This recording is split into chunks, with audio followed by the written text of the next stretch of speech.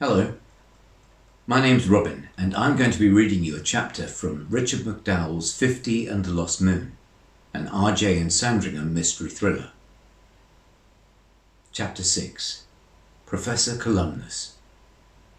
7 days later, International Space Expo, Las Vegas, North America. "Welcome to Las Vegas," announced a stunningly beautiful brunette compere to the crowd packing the Mandalay Bay Hotel. "And welcome to this year's International Space Expo." The crowd erupted. But before we get into it, can we please remember the two recent tragedies endured by NASA and felt by all in our space community? The noise reduced to a murmur.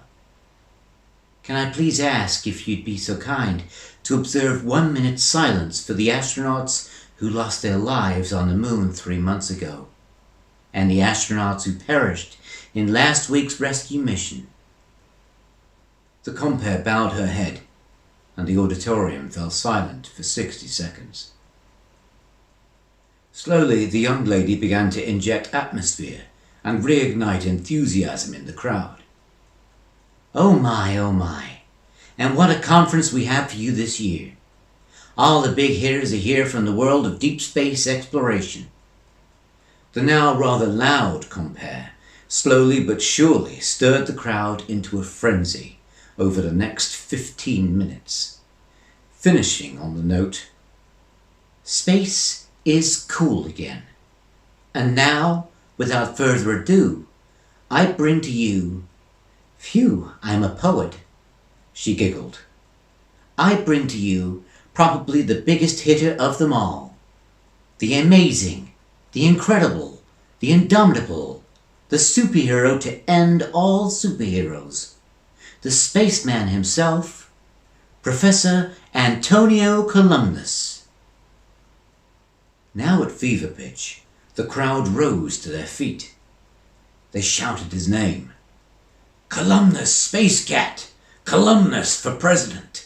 Columnus! Columnus! Columnus! Columnus! Columnus!"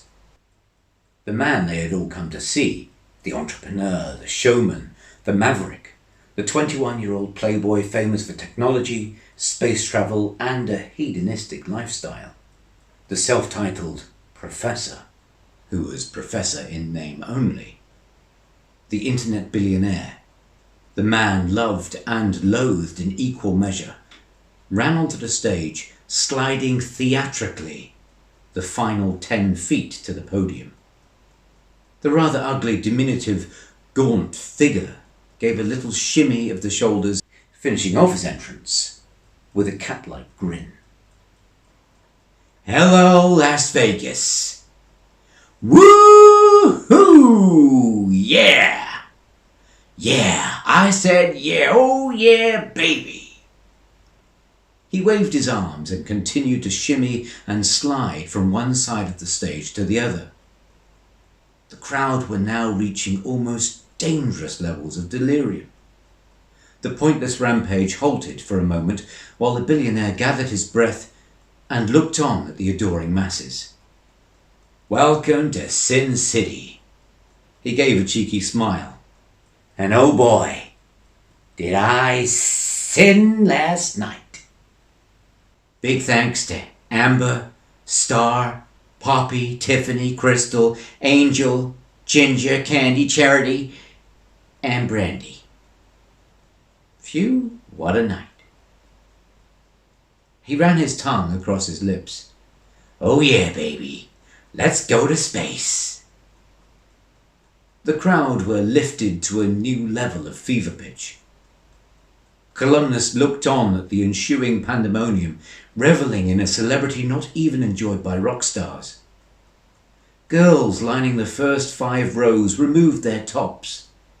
As they went into hysterics, many of them fainting and needing to be removed by security guards. The reputation of the rich entrepreneur, who reportedly bedded up to 10 women each and every night, was at complete odds to his appearance.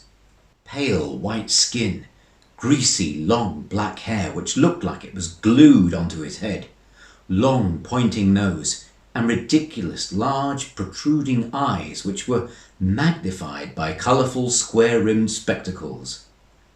He wore a pristine white shirt and creased beige linen suit, with Converse All-Star shoes. One of the stage technicians rushed onto the stage to lower the microphone to the required 5 feet and 4-inch height. The rock star tried to bring calm to proceedings by waving his tiny hands up and down. The crowd appeared to hang on his every word. Seemingly every command would be obeyed. An unerring silence crept into the building. Firstly, I would like to say how saddened I was to hear the news of yet more NASA astronauts losing their lives. The sound of cheering resumed, followed by applause, which continued for what seemed to be an eternity. After 4 attempts, Professor Columnus finally recommenced. Hey! Space travel is a tough business. We've lost people too. The American shrugged his skeletal shoulders. It goes with the territory. He continued his self-serving ramblings for the next 30 minutes, finally finishing with a statement that sent the noise of the crowd through the roof. But Columnus space travel will be on Mars within the next 12 months. You can bet your shirt on that. The audience erupted. Women rushed to the stage, attempting to get within touching distance of the global icon, whose bodyguards had now bundled him away to the safety of the wings at the side of the stage. Lord Hudson watched the extravaganza from the very back of the opulent conference hall. Whoever was down to speak after the professor would find him a tough act to follow. The space division of the Hudson Corporation was conspicuous by its absence. There again, Lord Hudson didn't really go in for all that razzmatazz. He stayed for the remaining introductions from the usual tech billionaires and government officials desperate to land their rocket ships on Mars. And yet, only a few of them had even made it to the moon, namely NASA and Columnus space travel.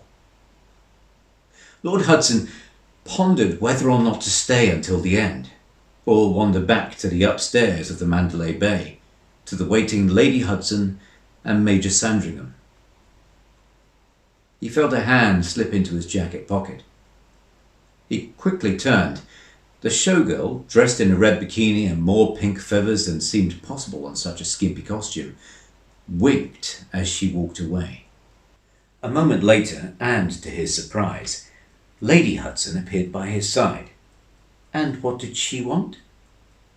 She spoke with her usual calm sophistication, but there was an added peppering of agitation. She had her hand in your pocket. She placed both hands on her hips.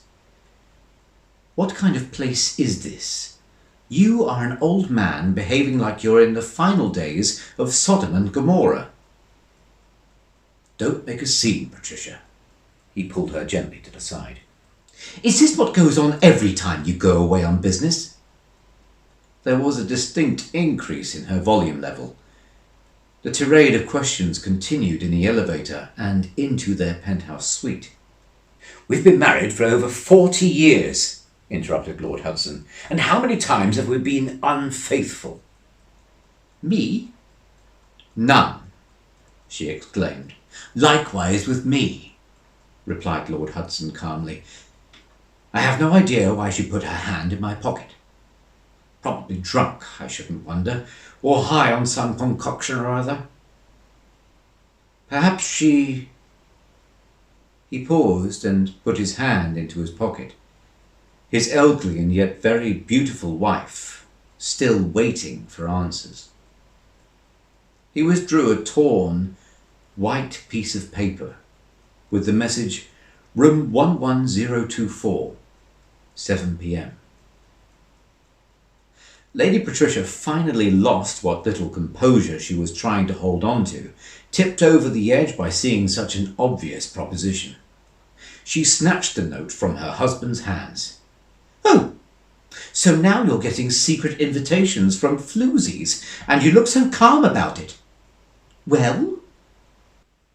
He moved towards the window, taking back the note and holding the little piece of notepaper up to the sunlight. Well, my dear, this isn't a message to meet her. This is a coded message. Rest assured, this young lady doesn't want to meet me. But someone does.